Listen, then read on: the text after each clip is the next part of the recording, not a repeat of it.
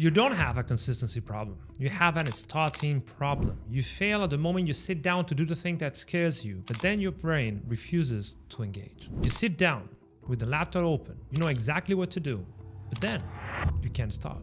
Or if you start, 5 minutes later, you're checking messages, opening tabs, researching, doing everything except the task you know you need to do. Then 10 hours go by and you did about 3 hours of real work. And that's not laziness. That's your brain hitting a biological limit. The initiation cost of the task is too high for your brain to handle. In the next few minutes, you'll diagnose what's blocking your start and how to finally remove that block. Most productivity advice is noise. It tells you to design systems and routines to stay focused, but the problem really is that you cannot really start. Because once you start, momentum is real. Your brain commits, you get feedback, resistance drops. But before you start, your brain runs a fast cost check. Will this task waste my time? Will I look stupid? Am I afraid of doing it the right way or failing at it? And when that cost spikes, your brain defaults to avoidance because it tries to protect you from making mistakes. So your job is not to get more discipline. Your job is to make starting that task as cheap as possible. And starting is only expensive for 3 reasons. And do this with me right now. Pick a real task you're avoiding.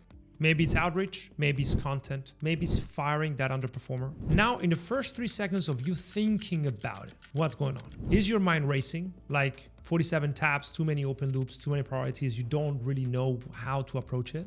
That's cognitive overload. But if you feel dread, like tight chest, self-judgment, fear of success or failure, that's threat. That's your nervous system thinking the task is dangerous. If you feel heavy, like foggy, slow, sleepy, brain fog, that's fatigue. You're depleted. Now, pick the strongest one. That's what we are going to be fixing first. And this is how you do it. Imagine the bottleneck is cognitive. You have too many open loops. When your head is full of unfinished decisions, every task feels heavier than it should be because your brain is still juggling background processes. So the goal is to offload, decide, and then commit to the single smallest action. And here's how you reset it. Step 1 is to dump on paper everything that is taking up mental space, tasks, worries, unresolved decisions, whatever. Then step 2 is to decide. Next to each item, choose if you can do it in 2 minutes, if you can schedule it for a specific time, if you should delete it, or if you should delegate it, and to whom.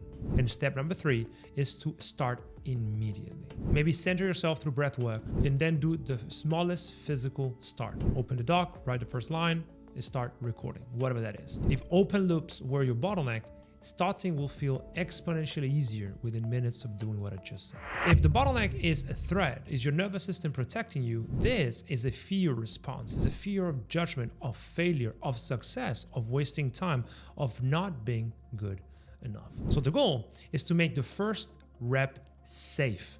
So you stop evaluating yourself. You lower the stakes of actually doing the task. Step number 1 is to name the issue, right? I'm avoiding this because I'm afraid of whatever. Afraid of looking stupid, afraid of not working, afraid of someone judging me, afraid of wasting time. Vague dread is keeping you stuck, but name fear is manageable enough. Then step number 2 is to make it safe. Is set a timer and do something that is ugly, private, no one else sees. This is a dry rep of what you need to do. And finally, step 3 is you actually produce something that is ugly, that is not perfect, that nobody would see, but it's a first paragraph, a first outline, a first slide, a first message, a first whatever. When your brain sees that you can't do it safely, your sense of threat drops and your nervous system regulates around that task. And finally, if the bottleneck is fatigue, you're depleted. That means you lack recovery. Your deep work is very expensive if you're exhausted. So your brain naturally reaches for cheap dopamine and low effort tasks. So the goal is have minimal viable energy to start.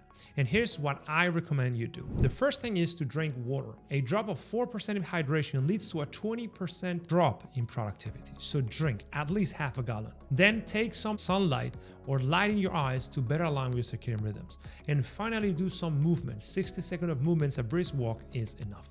Then return and start working. And if you're sleep deprived, of course, do not force it. Do some maintenance tasks and take good rest at night. And this is how you can deal with the initiation problem. These resets are the first aid for you to start getting good at what needs to be done. Now, if you're hitting the same friction every single week, it's because your brain has rewired itself to escape that task.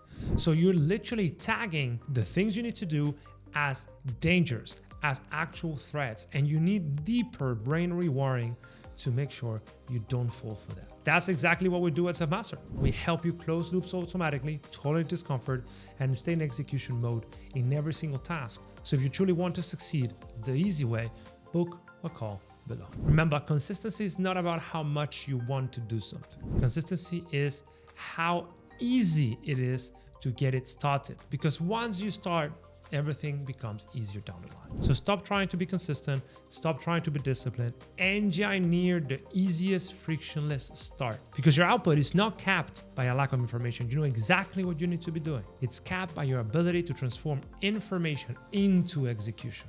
And for that, you don't need more discipline. You need less friction.